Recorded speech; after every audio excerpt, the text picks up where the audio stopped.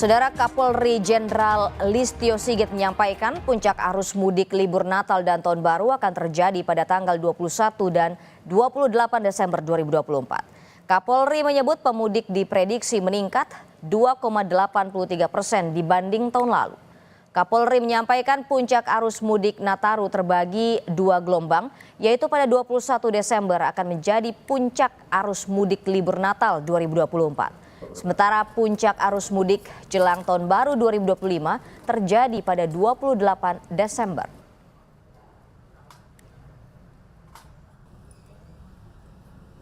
Prediksi arus mudik kemungkinan akan terjadi di sekitar tanggal 21 karena itu adalah kegiatan mudik yang kemungkinan akan mencapai puncaknya karena anak-anak sekolah juga saat itu sudah libur, dan kemudian tanggal 28 Desember menjadi puncak arus mudik kedua. Pada tahun ini terjadi peningkatan, diperkirakan terjadi peningkatan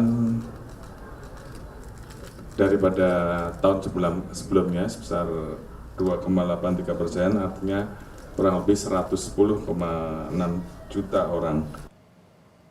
PT KAI melakukan uji coba kereta api langsung atau direct train dari stasiun Gambir Jakarta ke stasiun Tugu Yogyakarta. Uji coba direct train diikuti rombongan menteri sekaligus meninjau persiapan masa angkutan libur Natal dan Tahun Baru.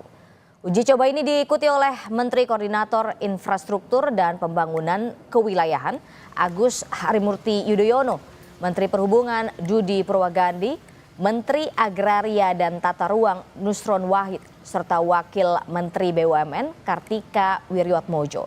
Layanan direct train bisa memangkas waktu perjalanan dari stasiun Gambir Jakarta ke stasiun Tugu Yogyakarta. Biasanya 8 jam 41 menit, kini hanya jadi 6 jam 2 menit. Ini karena direct train tidak berhenti di stasiun antara. Untuk direct train ini, hari ini kita uji coba, kemudian kita evaluasi, dan apabila hasil evaluasi itu memang baik, kita akan lakukan layanan direct train ini untuk Nataru. Kedepannya kami harapkan kalau memang pelayanan semakin bisa ditingkatkan, para pengguna lain, moda transportasi lain berkenan untuk coba layanan direct train ini. Harapan kami seperti itu. Sedikitnya 149.000 tiket kereta keberangkatan di masa libur Natal dan Tahun Baru di wilayah Daop 8 Surabaya telah terjual. Selama masa angkutan libur Nataru disediakan lebih dari 436.000 tiket dan dioperasikan 54 kereta api. Pemesanan tiket kereta untuk keberangkatan di masa angkutan libur Nataru di wilayah PT KAI Daop 8 Surabaya terus meningkat. Hingga Selasa pagi, sedikitnya ada 149.543 tiket yang telah terjual dari total 436.000 tiket yang disediakan. Sejumlah kota tujuan favorit penumpang di masa libur Nataru diantaranya ke Jakarta, Bandung, Yogyakarta, Jember, dan Banyuwangi. Banyak 288.463 pelanggan menggunakan jasa kereta api pada masa libur Natal 2024 dan juga Tahun Baru 2025 mulai tanggal 19 Desember hingga 5 Januari 2025. Jumlah tersebut terdiri dari 149.543 penumpang yang berangkat, sedangkan penumpang yang turun sebanyak 138.920 penumpang yang turun di stasiun wilayah Daop 8 Surabaya. Jumlah tersebut masih akan terus bertambah karena pemesanan tiket kereta api sedang berlangsung dan bisa dilakukan melalui online. PT Kereta Api Indonesia menyiapkan lebih dari 3,5 juta tiket kereta api untuk melayani calon penumpang di masa angkutan libur Natal dan Tahun Baru. Kereta untuk libur Nataru dimulai pada 19 Desember 2024 hingga 5 Januari 2025. Hingga saat ini 41% diantaranya telah terjual. Direktur PT KAI Didi Haratianto menghimbau calon penumpang kereta api untuk segera membeli tiket. Calon penumpang masih bisa memilih kereta api dan waktu keberangkatannya.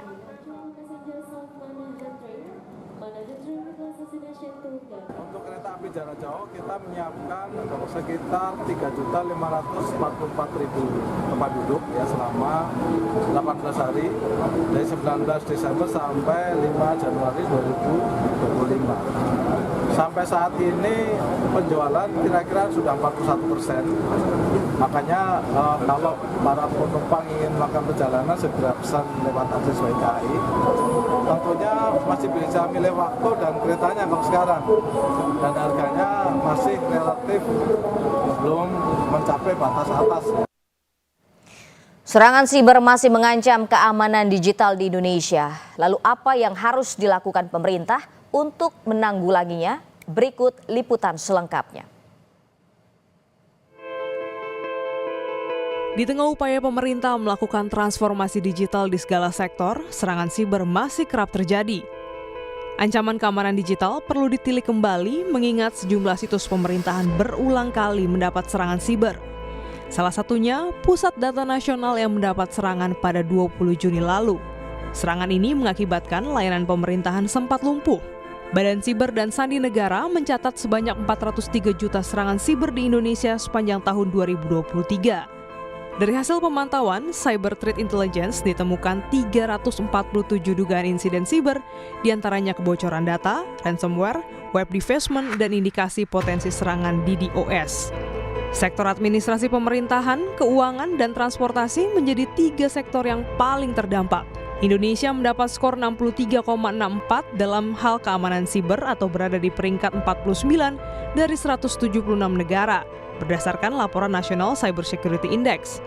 Tak hanya itu, menurut data keamanan siber Surfshark, Indonesia menempati peringkat global ke-13 berdasarkan jumlah kebocoran data.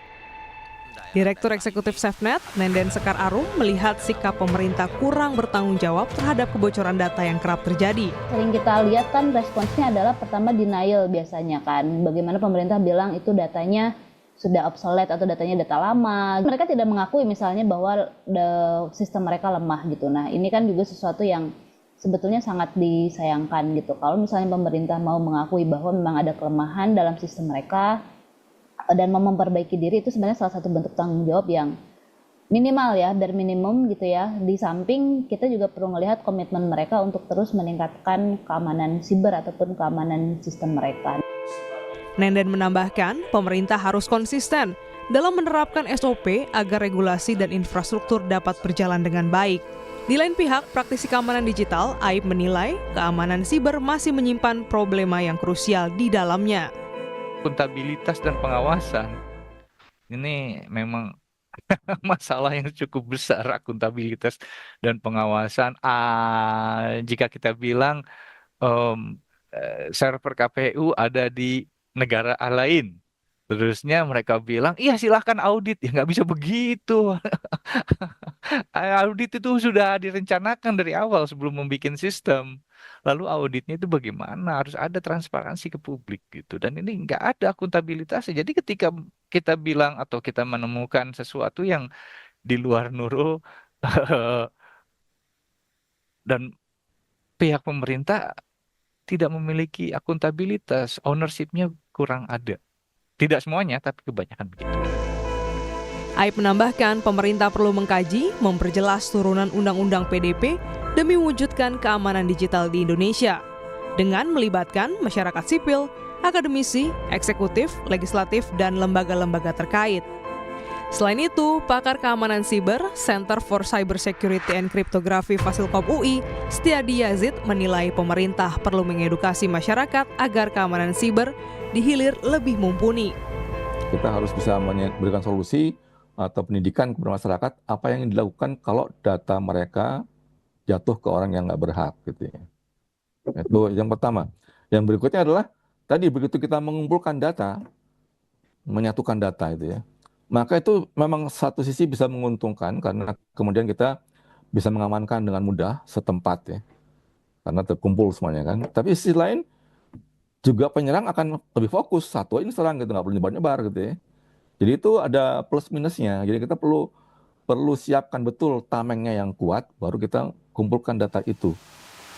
Setiadi menambahkan, kesiapan pemerintah dalam meningkatkan keamanan siber memerlukan penanganan ekstra. Dari SOP kebijakan risiko, mitigasi, dan menetapkan lembaga yang mampu mengaudit sistem. Kami berupaya mengonfirmasi pada Kementerian Komunikasi dan Digital terkait penanganan keamanan digital yang terjadi. Namun, hingga berita ini ditayangkan, dari kementerian terkait enggan memberikan tanggapan. Tak berhenti di situ, kami berupaya menghubungi Komisi 1 untuk mengonfirmasi bagaimana tantangan dan solusi apa yang akan diambil pemerintah ke depannya terkait keamanan siber. Anggota Komisi 1 fraksi PKS Sukamta menilai dalam membangun keamanan digital di Indonesia masih ada beberapa faktor yang diabaikan dan tidak ada kejelasan regulasi. Soal keamanan digital ini memang krusial. Kita selama ini dalam konteks digital maupun dalam konteks kita secara umum ya di dalam membangun sistem itu sering kurang memperhatikan dua hal atau tiga hal sebetulnya. Satu adalah soal risk culture, budaya risiko. Yang kedua soal leadership, kepemimpinan. Yang ketiga ini soal prosedur-prosedur, SOP dan pengaturan-pengaturan. Upaya membuat undang-undang ketahanan cyber. Tapi undang-undang ini tidak jelas fungsinya. Seolah-olah ingin menguatkan satu lembaga namanya BSSN menjadi superpower di antara seluruh lembaga cyber yang ada gitu. Maka banyak yang menjadi tidak mau diperlakukan begitu, ya kan? Ada undang-undang yang pertama yang perlu dibuat adalah undang-undang keamanan dan ketahanan cyber ini.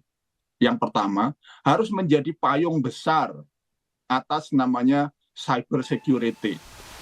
Sukamta menambahkan bahwa Komisi 1 tengah berupaya mendorong Undang-Undang Keamanan dan Ketahanan Siber agar dapat menjadi payung hukum ke depannya. Namun pihaknya secara sektoral tetap harus bermitra dengan lembaga terkait agar dapat memaksimalkan penanganan keamanan siber. Teknologi telah berada dalam genggaman, namun keamanan siber masih meresahkan. Aturan turunan masih jadi tantangan, jangan sampai cuma lempar tanggung jawab ke depan. Klinis Oktania, Kompas TV, Jakarta.